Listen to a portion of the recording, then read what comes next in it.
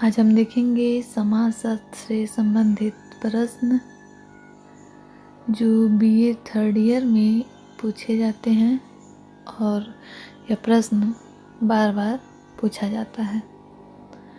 तो प्रश्न है कि कार्ल मार्क्स के ऐतिहासिक भौतिकवाद के सिद्धांत की समीक्षा कीजिए। यानी कार्ल मार्क्स ने जो ऐतिहासिक भौतिकवाद दिया है उस भौतिकवाद के सिद्धांत की हमें समीक्षा करनी है। तो ऐतिहासिक भौतिकवाद क्या है? मार्क्स ने अपने द्वंद्वात्मक भौतिकवाद के आधार पर ऐतिहासिक और सामाजिक विकास की व्याख्या की है। इस सिद्धांत के आधार पर उसने इतिहास की जो व्याख्या की है उसे इतिहास की भौतिकवादी व्याख्या कहा जाता है। जैसा कि हम सबको पता है कि मार्क्स ने द्वंद्वात्मक भौतिकवाद की भी अवधारणा दी है, जिस अवधारणा में मार्क्स ने यह कहा है कि वस्तु पहले आया था ना कि विचार, यानी वस्तु के बाद विचार आया है ना कि विचार पहले आए हैं। जबकि हीगल ने कहा था कि विचार पहले आए हैं। और मार्क्स ने जो द्वंद्वात्मक भौतिकवाद की अवधारणा दी थी वो हीगल की अवधारणा ही थी, लेकिन उसने हीगल की अवधारणा को पूरी तरीके से नहीं माना था और उसने कहा कि वस्तु का अस्तित्व इसलिए बना हुआ है क्योंकि नए और पुराने के बीच संघर्ष होता रहता है, इसलिए। और उसके बाद कार्ल मार्क्स ने एक और अवधारणा दी ऐतिहासिक भौतिकवाद की, और उसने ये जो ऐतिहासिक भौतिकवाद की अवधारणा दी ये भी द्वंद्वात्मक भौतिकवाद के आधार पर ही दिया था और इसमें सामाजिक विकास की व्याख्या की है। इस सिद्धांत के आधार पर कार्ल मार्क्स ने इतिहास की जो व्याख्या की है उसे इतिहास की भौतिकवादी व्याख्या कहा जाता है। उसके इस दूसरे महत्वपूर्ण सिद्धांत के विश्लेषण से स्पष्ट होता है कि इतिहास की भौतिकवादी व्याख्या का सीधा अर्थ है इतिहास की आर्थिक व्याख्या करना। कार्ल मार्क्स ने अपने इस सिद्धांत के प्रतिपादन में उत्पादन शक्तियों को ऐतिहासिक विकास का निर्णायक तत्व माना।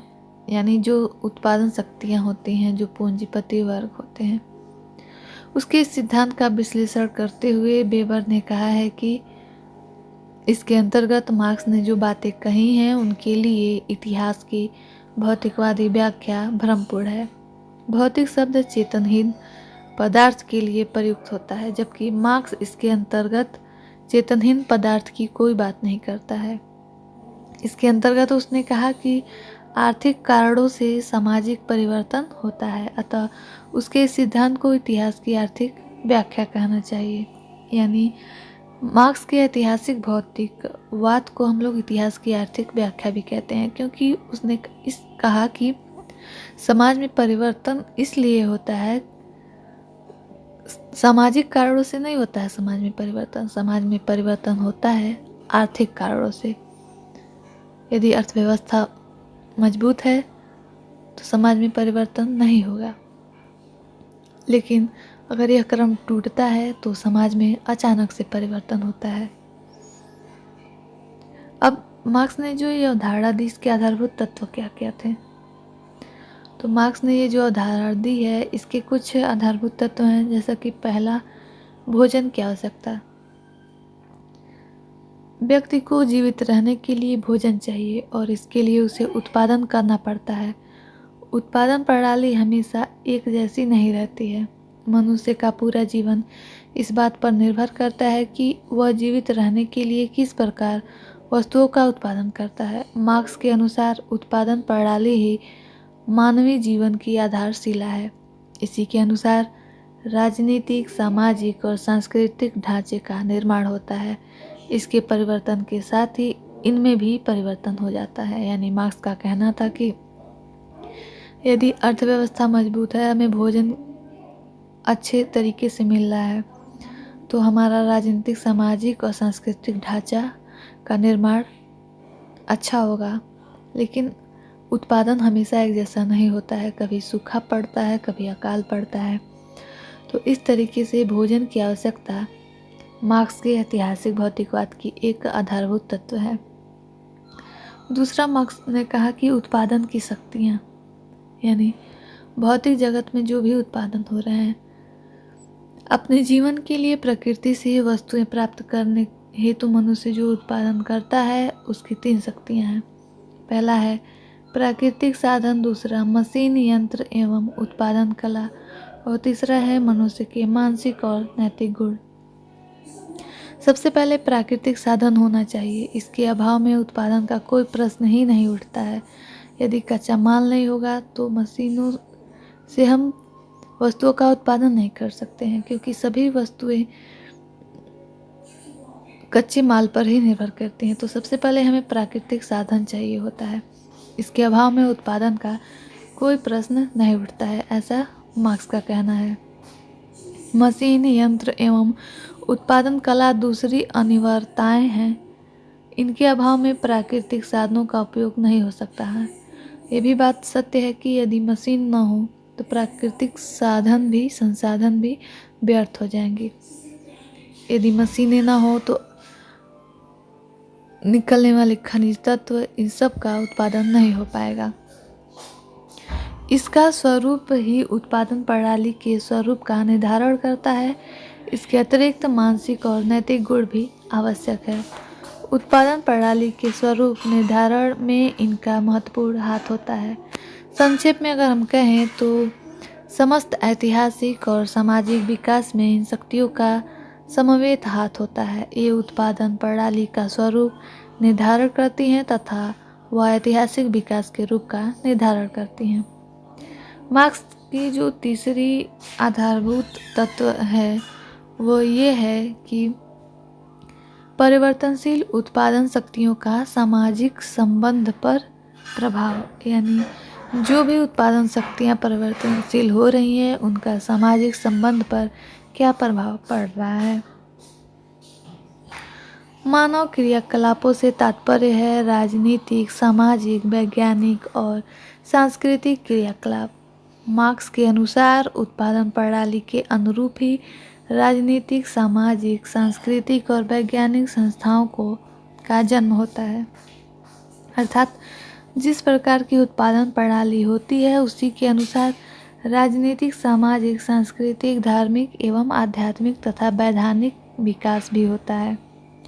इसी को ऐतिहासिक और सामाजिक विकास की संज्ञा प्रदान की गई है। सामाजिक, राजनीतिक, वैधानिक और सांस्कृतिक संस्थाओं के साथ साथ आर्थिक विकास और दर्शन का स्वरूप भी उत्पादन प्रणाली के अनुरूप ही विकसित होता है। उत्पादन प्रणाली में जिसमें वितरण प्रणाली भी शामिल है, परिवर्तन के साथ साथ ही राजनीतिक, सामाजिक, सांस्कृतिक और धार्मिक संस्थाओं अर्थात ढांचे में भी परिवर्तन होता है। जो चौथा आधारभूत तत्व था कार्ल मार्क्स का वो ये था कि पारस्परिक संबंधों का निर्धारण।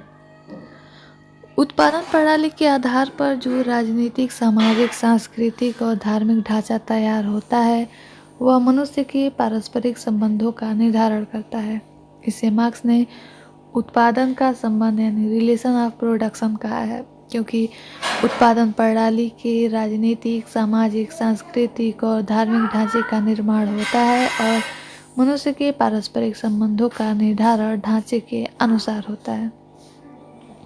जो पांचवा आधारभूत तत्व था वो है उत्पादन की शक्तियाँ परिवर्तनशील होती हैं, यानी उत्पादन की निरंतर परिवर्तनशील होता रहता है।